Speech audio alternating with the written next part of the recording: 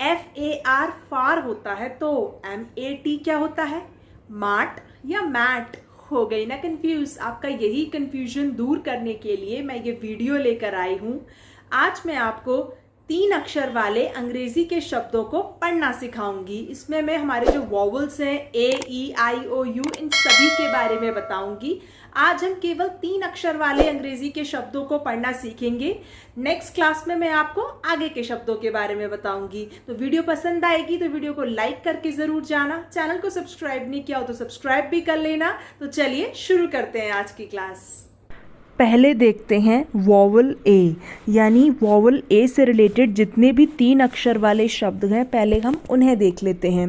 तो पहला है रैट, RAT, रैट। तो जब भी किसी शब्द में पहला अक्षर कॉन्सोनेंट हो यानी कि व्यंजन हो और तीसरा अक्षर यानी कि आखिरी अक्षर क्या हो? कॉन्सोनेंट हो यानी कि व्यंजन हो और उनके बीच में हो ए, तो वहाँ पर ए का उच्चारण क्या होता है? ए होता है, यानी कि ये जो आई की मात्रा है वो आती है यहाँ पर। तो रैट में आर क्या है? कॉन्सोनेंट है यानी कि व्यंजन है। और टी क्या है? टी भी एक कॉन्सोनेंट है यानी कि व्यंजन है। और उनके बीच में क्या आ रहा है? ए आ रहा है जो कि एक वॉवल है यानी कि स्वर है। तो यहाँ पर ए का उच्चारण ए हो जाएगा यानी कि यहाँ पर आई की मात्रा आएगी ए के बदले। तो ये बन जाएगा रैट। र पे आई की मात्रा और ट, रैट, RAT, रैट। रैट यानी चूहा। अगला शब्द है बैट, BAT, बैट। अब बैट में बी क्या है? कॉन्सोनेंट है यानी कि व्यंजन है।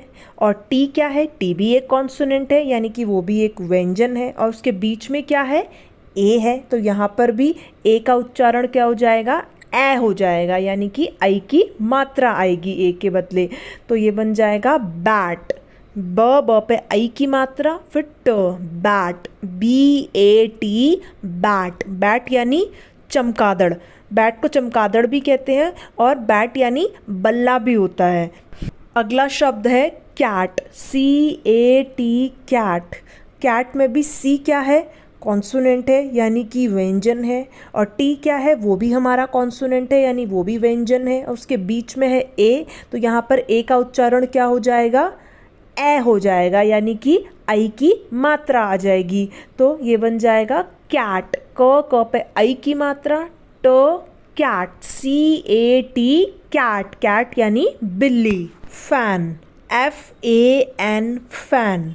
फैन में भी एफ एक कॉन्सोनेंट है यानी कि व्यंजन है।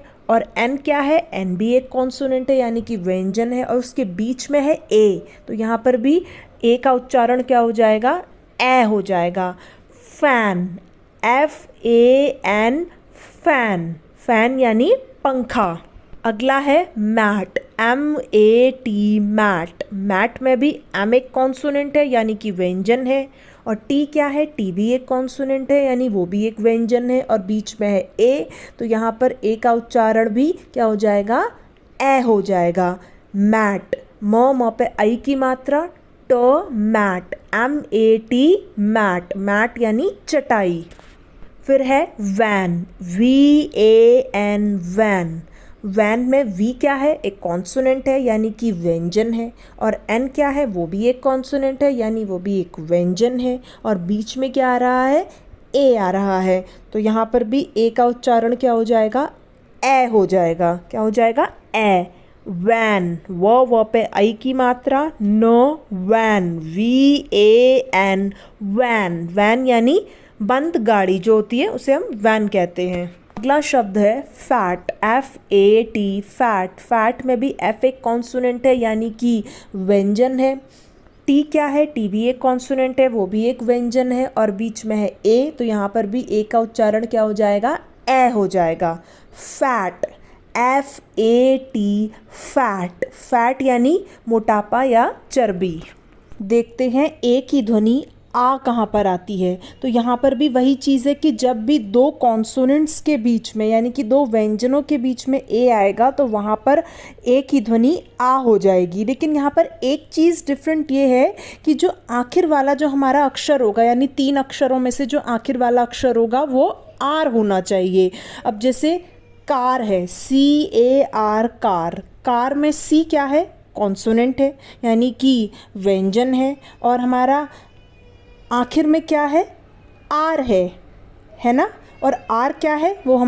वो भी हमारा कॉन्सोनेंट है यानी कि वो भी व्यंजन है, और उसके बीच में A आ रहा है, तो यहाँ पर जो A की ध्वनि होगी वो आ हो जाएगी, तो ये बन जाएगा कार, CAR कार।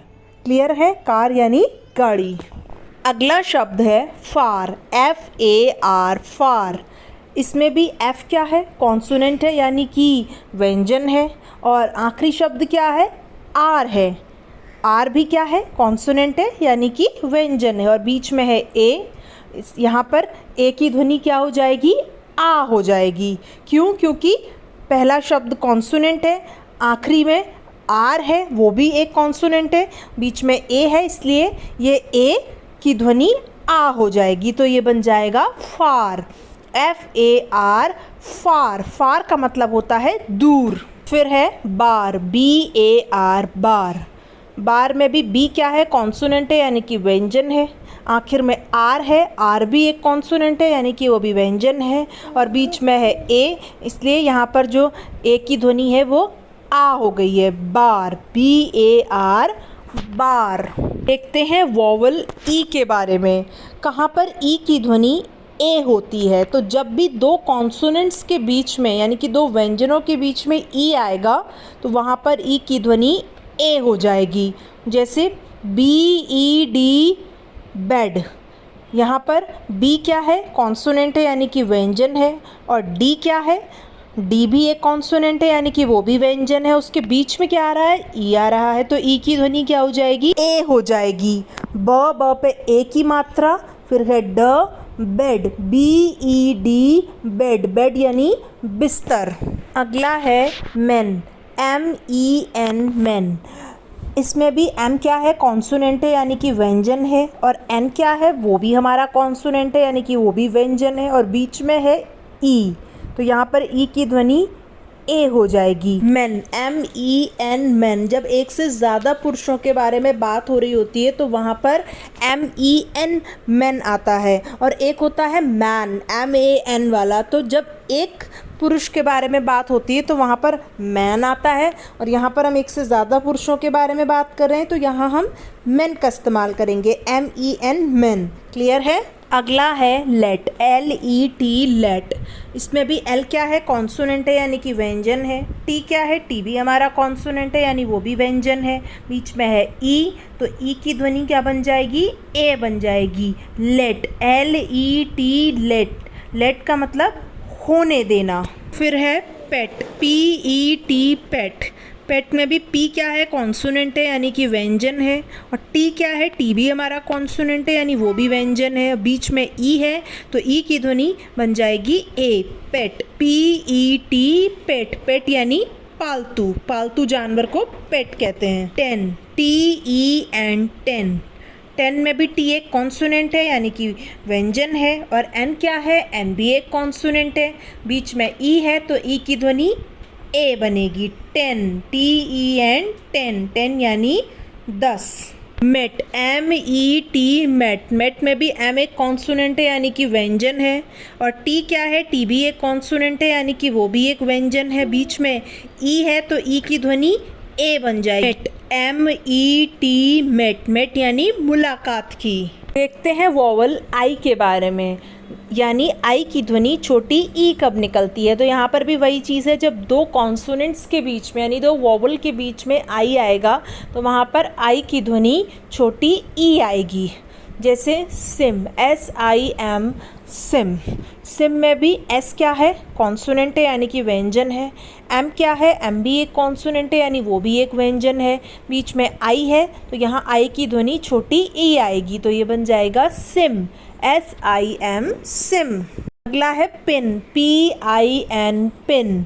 पिन में भी पी एक कॉन्सोनेंट है यानी कि व्यंजन है, और एन क्या है? एन भी एक कॉन्सोनेंट है यानी वो भी व्यंजन है। बीच में आई है तो यहाँ आई की ध्वनि छोटी ई हो जाएगी। Pin, PIN pin. फिर है फिट, FIT फिट। फिट में भी एफ एक कॉन्सोनेंट है यानी कि व्यंजन है, टी एक कॉन्सोनेंट है वो भी यानी व्यंजन है, और बीच में आई है तो आई की ध्वनि छोटी ई हो जाएगी। Fit F I T fit. Hit H I T hit. Hit में भी एच एक कॉन्सोनेंट है, टी भी एक कॉन्सोनेंट है, बीच में आई है तो आई की ध्वनि छोटी ई हो जाएगी। Hit H I T hit. Him H I am him. Him में भी एच एक कॉन्सोनेंट है, एम क्या है, एम भी एक कॉन्सोनेंट है, बीच में आई है तो आई की ध्वनि छोटी ई हो जाएगी। Him H I am him. Him यानी उसे। हिम किसके लिए इस्तेमाल होता है, किसी पुरुष के लिए यानी किसी आदमी के लिए। फिर है sit S I T sit. Sit में एस क्या है, कॉन्सोनेंट है, टी क्या है, टी भी एक कॉन्सोनेंट है, और बीच में आई है तो आई की ध्वनि छोटी ई हो जाएगी। Sit S I T sit. K I T kit. Kit में भी के कॉन्सोनेंट है, टी भी कॉन्सोनेंट है, तो ये बन गया kit. K I T kit. Bin B I N bin. Bin में भी बी भी एक कॉन्सोनेंट है, एन भी कॉन्सोनेंट है, तो आई की ध्वनि छोटी ई हो गई। बिन बी आई एन बिन। देखते हैं वॉवल ओ के बारे में कि कहाँ पर ओ की ध्वनि ओ निकलती है। जैसे डी ओ एन डॉन। अब यहाँ पर डी क्या है, कॉन्सोनेंट है यानी कि व्यंजन है, एन क्या है, एन भी एक कॉन्सोनेंट है यानी वो भी व्यंजन है, और बीच में ओ है तो यहाँ पर ओ की ध्वनि क्या निकलेगी, ओ निकलेगी। Don D O N Don. Clear है, यहाँ पर ओ की ध्वनि क्या निकल रही है, ओ निकल रही है। फिर है not N O T not. Not में भी एन एक कॉन्सोनेंट है या और टी क्या है, टी भी एक कॉन्सोनेंट है, बीच में ओ है तो ओ की ध्वनि ओ निकल रही है यहाँ पर नॉट। तरीके से top T O P top. Top में टी क्या है, कॉन्सोनेंट है यानी कि व्यंजन है, पी क्या है, पी भी एक कॉन्सोनेंट है, और बीच में है ओ, और यहाँ पर ओ की ध्वनि क्या निकल रही है, ओ निकल रही है। Top T O P top. Dot D O T dot. Dot में डी क्या है, कॉन्सोनेंट है, टी क्या है, टी भी एक कॉन्सोनेंट है, बीच में ओ है और ओ की ध्वनि क्या निकल रही है, ओ निकल रही है। डॉट। उसी तरीके से pot P O T pot. Pot में भी पी एक कॉन्सोनेंट है, टी भी एक कॉन्सोनेंट है, और ओ की ध्वनि क्या निकल रही है, ओ निकल रही है। Pot. Pop P O P pop. Pop में पी क्या है, कॉन्सोनेंट है, फिर से पी है वो भी कॉन्सोनेंट है, तो ओ की ध्वनि क्या निकल रही है इसमें, O. Pop P O P pop. Hot H O T hot. Hot में एच एक कॉन्सोनेंट है, टी भी कॉन्सोनेंट है, बीच में ओ है तो ओ की ध्वनि क्या निकल रही है, ओ निकल रही है। Hot H O T hot. Clear है। देखते हैं वॉवल यू के बारे में, यानी कहाँ पर यू की ध्वनि अ निकलती है। तो यहाँ पर भी वही चीज़ है, जब दो कॉन्सोनेंट्स के बीच में यू आएगा तो वहाँ पर यू की ध्वनि अ आएगी। जैसे सी यू टी कट। कट में सी क्या है, कॉन्सोनेंट है यानी कि व्यंजन है, टी क्या है, टी भी एक कॉन्सोनेंट है यानी कि टी भी एक व्यंजन है, बीच में यू है तो यू की ध्वनि अ आएगी यहाँ पर। Cut C U T cut. उसी तरीके से run R U N run. Run में आर क्या है, कॉन्सोनेंट है, एन क्या है, वो भी कॉन्सोनेंट है, बीच में यू है तो यू की ध्वनि अ आएगी। Run R U N run. Gun G U N gun. Gun में भी जी क्या है, कॉन्सोनेंट है, एन क्या है, एन भी एक कॉन्सोनेंट है, बीच में यू है तो यू की ध्वनि अ आएगी। Gun G U N gun. उसी तरीके से nut N U T nut. Nut में एन क्या है, कॉन्सोनेंट है, टी क्या है, टी भी कॉन्सोनेंट है, बीच में यू है तो यू की ध्वनि ओ आएगी। Nut N U T nut. Fun F U N fun. Fun में एफ क्या है आपका, कॉन्सोनेंट है, एन क्या है, एन भी कॉन्सोनेंट है, और बीच में आ रहा है यू तो यू की ध्वनि ओ हो जाएगी। Fun F U N fun. But B U T but. Clear है। यहाँ पर पूरी होती है हमारी आज की क्लास। आज की क्लास में मैंने आपको 3 अक्षर वाले अंग्रेज़ी के शब्दों को पढ़ना सिखाया है। अगली क्लास में हम बाकी के शब्दों को पढ़ना सीखेंगे। यहाँ तक अगर आपको कोई भी प्रॉब्लम, कोई भी डाउट हो तो आप मुझे नीचे कमेंट करके पूछ सकते हैं। वीडियो अच्छी लगी हो तो वीडियो को लाइक करके ज़रूर जाना। इसी तरीके की वीडियोज़ देखने के लिए चैनल को सब्सक्राइब कर लेना। और हाँ, जो लोग भी शुरुआत से अंग्रेज़ी सीखना चाहते हैं उन तक ये वीडियो ज़रूर से शेयर कर देना।